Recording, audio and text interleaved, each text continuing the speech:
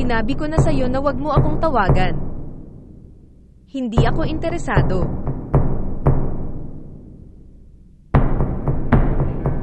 Sanggol ko. May tumulong sa akin. Sinusubukan ng lalaking ito na nakawin ang baby ko. Bastardo ka. Pinipilit mo bang agawin ang anak ko? Hindi, wala akong ginawa. Iniligtas ko lang siya. Sino ka ba para magnakaw ng anak ng babaeng ito, ha? Wala naman akong ginawa. Nakita ko na lahat. Sinubukan niyang agawin ang batang ito. Hindi. G, agawin mo siya. Baka tumakas siya. Hindi. Makinig sa lahat. Ang isang ito ay isang magnanakaw ng bata. Wala naman akong ninakaw. Tingnan ko kung anong meron ka. Siguradong mga ninakaw ang mga ito. Hindi, binata. Hindi, binak. Sige, bitaw. Ihulog ang backpack. Pakiusap, binata. Ano ba ang meron ka dito, ha? Hindi mo magagawa iyan. Tingnan mo, bet ko na hindi man lang ang shirt niya. Akin ito, oh. Ninakaw nga iyan. Wala naman akong ninakaw. Sigurado akong hindi ito sa inyo. Hindi talaga. Ang mobile phone. Nagkaroon ako ng lahat ng larawan ng asawa ko na pumanaw na. Nako, duda ako na sa iyo iyan. Magnanakaw ka. Magnanakaw. Guys, tawagan natin ang pulis. Bago siya tumakas. Tumawag ng pulis. Hindi, please, wala akong ginawa, hindi. Hindi, binata. Saan ka ba pupunta, ha? Ano ba ang nangyayari dito? Ang lalaking ito dito ay nagtangkang magnakaw ng batang ito. Wala naman akong ninakaw. Nagsisinungaling siya. Nagnakaw-kaw. Iniligtas ko ang batang iyon doon mismo. Bata magnanakaw naman kung ganoon, di ba? Walang hiya. Hindi ako. Ano ba ang nangyayari dito? Iwanan mo na ang taong ito. Ang aking pag-ibig. Sinubukan ng lalaking ito na agawin ang aming anak na babae. Ano? Ito ay kasinungalingan. Kasinungalingan niya ito. Sinubukan mo bang saktan ang anak ko? Kalma, kalmado. Kulong ka na. Mabubulok ka sa kulungan, ikaw na. Kalma lang, kalma. Hindi rin naman ganoon talaga, di ba? Kailangan nating imbestigahan ang nangyari. Nagnanakaw ng mga bata. Maliit na magnanakaw. Sinubukan niyang nakawin ang anak ko. Anak ko. Mabubulok ka sa kulungan. Kalma lang guys, kalma lang. Kulong ka, kawawa ka. Hawakan mo siya dito. Ligtas, pumunta. Wala na itong patutunguhan. Makikita mo. Tapos ka na. Wala naman akong ginawa. Ano na ba ang nangyari sa'yo? Higit pa sa ebidensya ang mayroon tayo na ang taong ito ay isang thug, na siya ay may kasalanan. Lord, pasensya na, ganoon lang talaga. Saan ako nanggaling, iba ang procedure. Ang pinagbibintangan natin sa Ginoong ito ay isang bagay na napakaseryoso. Ilang taon na siyang makukulong.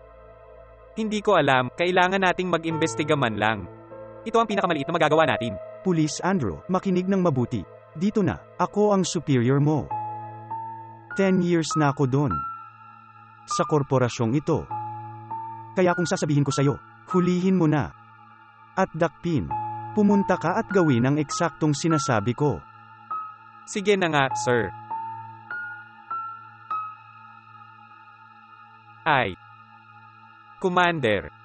May camera doon sa kabila. Ay. Hahanap ako ng paraan para makuha ang footage na yan. At babalik ako sa balita, pwede ba? Okay then, bilisan mo na. Magandang hapon. Magandang hapon. Ay. Nagkaroon kami ng pangyayari dito sa harap namin. At nakita ko na may mga imahe kayo. Oo nga. Nakikita ko ba? Oo, maaari mo. Sandali lang.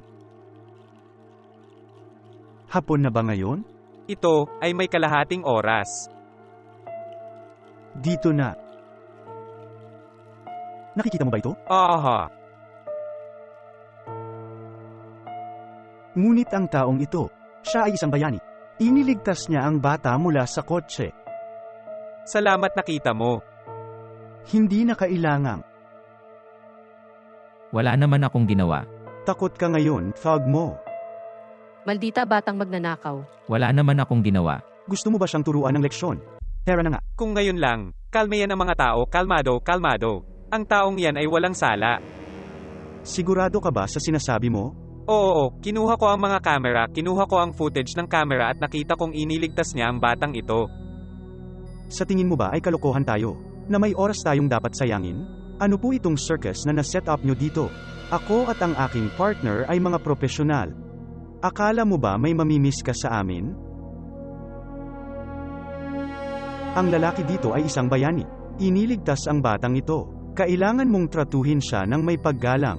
O sa halip, kinailangan mong ituwid ang kanyang mga bagay na sinira mo.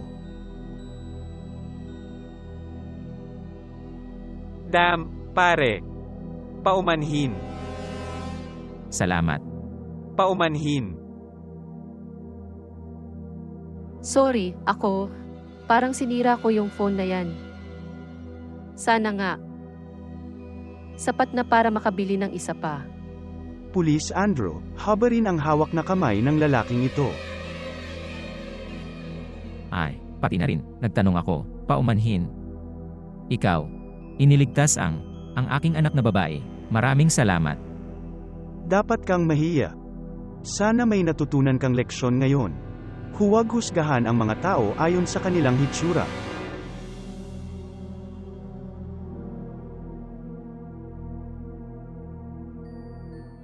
Ang lahat ng ito ay kasinungalingan lang naman, okay. Ikaw ang unang hindi sa maniwala sa akin upang sisihin ako. Kung hindi dahil sa kasama mo dito at paghabol sa katotohanan, hindi man lang ako magpapakita, pag-endorso, at mas lalo mo silang sinabihan na L16 pa rin ako. Na denatured na ina doon. Nanatili siyang naka-cellphone imbes na alagaan ang sariling anak. Nahihiya ka, di ba? Wala sa lahat ng ito dito ang mahalaga sa akin, ang backpack, ang cellphone. Ang perang ito dito, wala lang. Pag-endorso. Tao ako tulad niyong lahat dito. Ang tanging bagay na gusto ko ay paggalang.